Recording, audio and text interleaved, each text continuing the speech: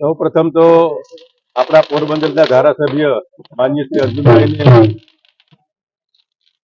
મંત્રીમંડળમાં સમાવેશ કર્યો તે બદલ હું આદરણીય શ્રી નરેન્દ્રભાઈ, અમિતભાઈ, આપણા મુખ્યમંત્રી શ્રી અને પ્રદેશ અધ્યક્ષ શ્રી જગદીશભાઈનો આભાર માનું છું. સાથે સાથે શ્રી અર્જુનભાઈને પણ ખૂબ ખૂબ શુભેચ્છાઓ અને અભિનંદન પાઠવું. આપણે પોરબંદરમાં આઝાદી પછી પહેલી વખત આપણી પાસે કેન્દ્રીય મંત્રી હતા અને હવે સાથે સાથે રાજ્ય મંત્રીમંડળમાં પણ અર્જુનભાઈને જે સમાવેશ થયો છે એને લીધે પોરબંદર ઘણું બધું વિકસિત થઈ ગયું છે.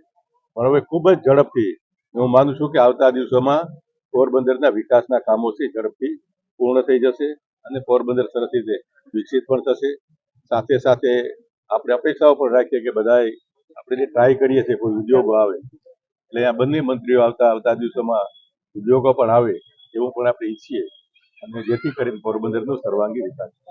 ખાસ કરીને રામભાઈ મોકરિયા રાજ્યસભામાં છે, મનસુખભાઈ કેન્દ્રીય કેબિનેટમાં છે, નરસિંહભાઈને પણ મંત્રી પદ મળ્યું. કઈ રીતની આગળ ઝડપથી પ્રગતિ થઈ?